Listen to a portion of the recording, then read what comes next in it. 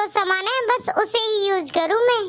मेरे ससुराल में मेरी सास की शादी का जो सामान है ना वो सारा खटारा हो चुका है।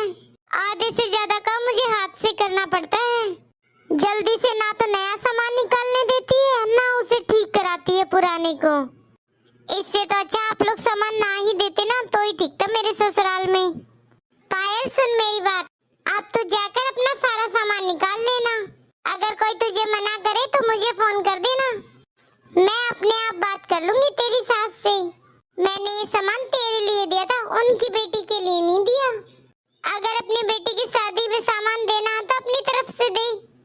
और वैसे भी तेरा सामान तो रखे रखे ही खराब हो जाएगा, ना फिर उनके काम करेगा ना तुम्हारे। कम से कम तू यूज करके अपने मन की तो निकालेगी, इतने मन से जो सामान लिया था तूने। अच्छा मम्मी जी, लेकिन एक बात तो है। वो क्या?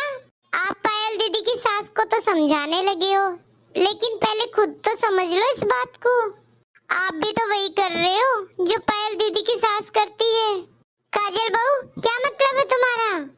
आप भी तो यही करते हो। जो भी सामान मेरी मम्मी देती है उसे आप या तो पायल दीदी के लिए रखवा देती हो या फिर अपनी पोती के लिए। अब आप बताओ, मेरा सामान खराब नहीं होगा क्या? अब आपकी पोती की उम्र ही 10 साल है, उसकी शादी होगी जब तक तो मेरा सारा सामान खराब हो जाएगा। और रही बात पायल दीदी को देने की, तो मेरी मम्मी ने भी तो प्यार से दिया था मुझे, और आप सब सामान पायल दीदी को दे देते हो। अब आपकी तरह मेरी मम्मी का भी तो दिल दुखता होगा ना। मम्मी, क्या आप भी मेरी सास की तरह करती हो क्या? अरे मम्मी, नव्या की शादी होगी जब तक तो सारा सामान कंडम हो जाएगा। वो तो इस सामान को यूज भी नहीं करेगी उस वक्त।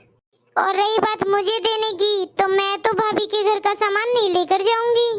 अब मुझे कितना दुख होता है जब मेरी सास सारा सामान मेरी ननद को देती है। भाभी को भी तो उतना ही दुख होता होगा ना। कोई यूज नहीं करेगा इस सामान को, ये सामान बस रखा ही रहेगा आपका।